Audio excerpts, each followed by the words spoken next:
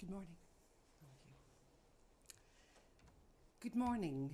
Today the Home Secretary has laid before Parliament the first report of the Angiolini Inquiry. As a non-statutory inquiry, the Home Secretary is responsible for publishing the report. The inquiry is, however, independent, and my report is a result of just over 2 years' work. Critically, this report contains 16 recommendations which are designed to help prevent a situation where anyone entrusted with the powers of a serving police officer abuses that trust in such a heinous way again. The fragility of public trust and confidence in policing affects us all, including those good police officers doing the right thing every day. It is time for all those with responsibility for policing to do everything they can to improve standards of recruitment, vetting and investigation. Wayne Couzens was never fit to be a police officer. Police leaders need to be sure there isn't another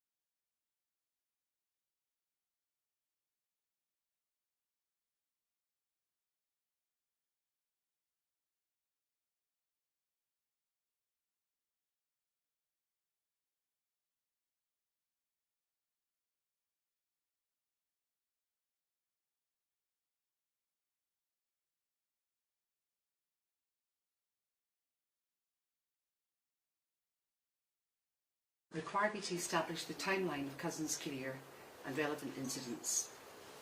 This includes investigating the circumstances of his vetting, transfer between police forces and his behaviour towards women.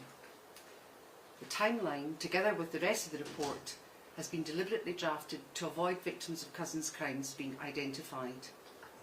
I've also chosen not to name individual officers relevant to Couzens' career other than the very senior leaders who gave evidence to the inquiry.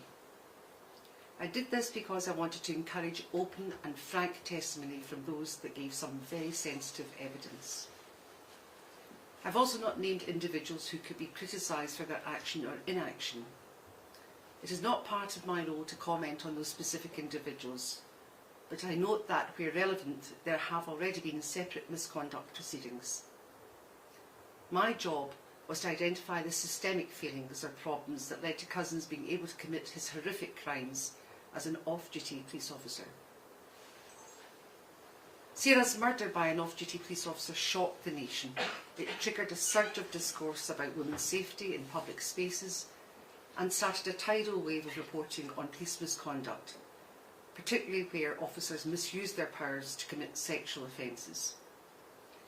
What is already clear is how much damage Couzens has done to the social contract on which policing is based, and how significant improvements are required. The evidence seen by the inquiry has shown that failures in recruitment and vetting meant Couzens was able to continue a policing career which should have been denied to him.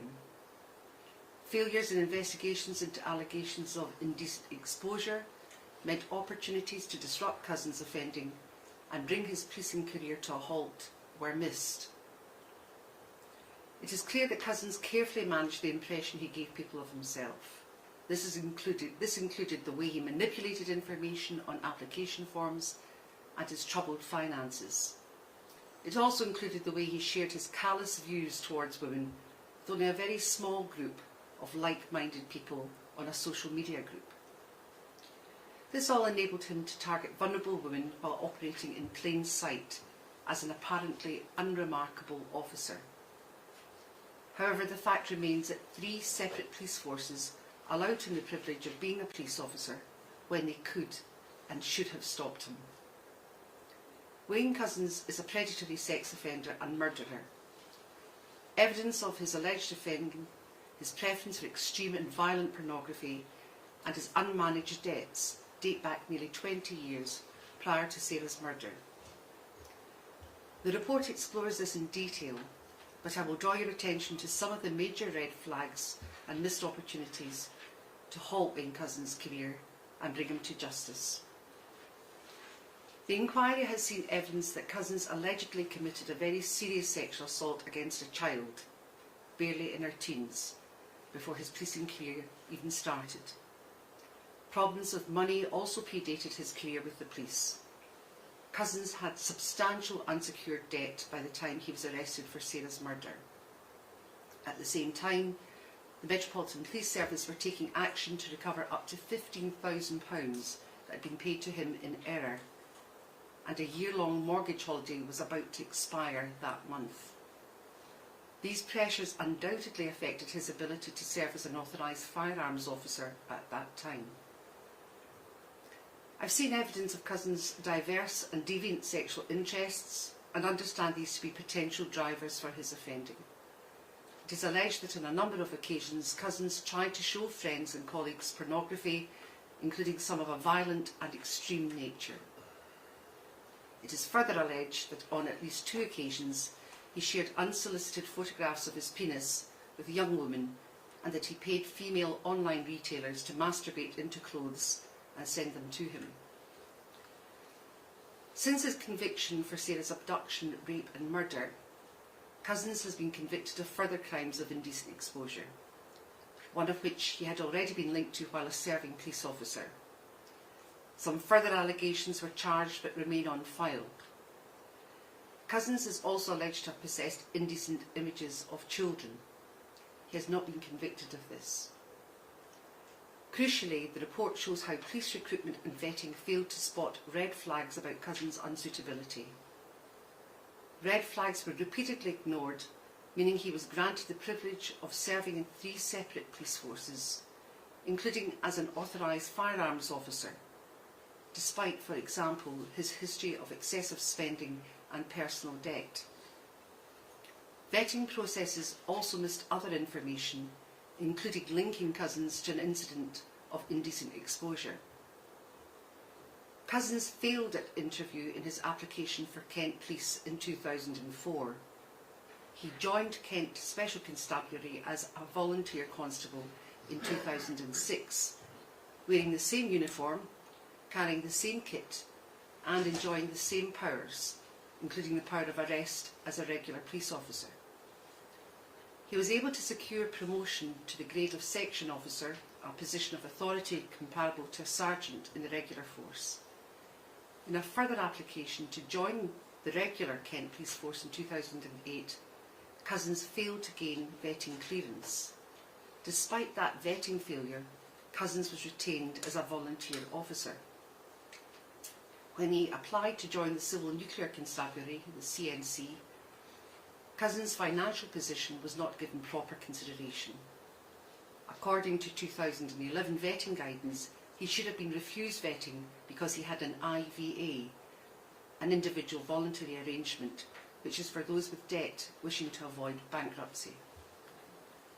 Thames Valley Police, to whom his force vetting was outsourced, recommended that Couzens should not pass force vetting. This recommendation was not followed. The CNC gave inadequate weight to his financial history during the vetting process. In 2013, when he was serving as an authorised firearms officer with the CNC, there was an episode when Couzens was reported missing from home. The CNC were not informed of the report, thereby being denied an opportunity to explore or revisit his suitability for the office of constable. I make a recommendation to address this. Couzens' initial vetting when he applied to join the Metropolitan Police Service in 2018 was also flawed. The Metropolitan Police Service did not take into account all of the information that was available to them. The outcome of the Police National Database check on Couzens was recorded as no trace, when in fact there were relevant entries. These consisted of a reference to Couzens being reported missing from home in 2013 and to his car being linked to an allegation of indecent exposure in 2015. A check of the Police National Database was then not included in Couzens' risk assessment when he applied to be an authorised firearms officer with the Metropolitan Police Service in 2019. Had it been, Couzens' association with the allegation of indecent exposure in 2015 in Kent would have been revealed, providing a further opportunity to affect his application. The opportunity for the Met to refuse him clearance on the basis that his name was connected to an allegation of indecent exposure in 2015 was missed yet again. Repeated failures in recruitment and vetting meant that Couzens could enjoy the powers and privileges that accompany the role of police officer. He went on to use his knowledge of police powers to falsely arrest Sarah Everard. Even after Couzens' arrest and a review of his vetting clearance, the Metropolitan Police Service told the inquiry in 2022 that they would still have recruited him if provided with the same information. I found this astonishing. I make a number of recommendations to improve recruitment and vetting, covering everything from in-person interviews and home visits for new recruits to improvements for information sharing around transfers. In addition to the shortcomings in vetting and recruitment, the report shows very clearly how police investigations of indecent exposure were poor. Those offences were treated as low level by the investigating officers. Decisions to close some cases were taken early with minimal investigation. I am calling for a step change in the way police respond to indecent exposure cases. More research is needed to understand the link between this offence and the likely trajectory towards serious contact offending. And even without that trajectory, victims deserve to have their cases investigated properly each and every time. Attitudes towards the experience of those victimised by alleged incidents of exposure were not commensurate with the harm caused.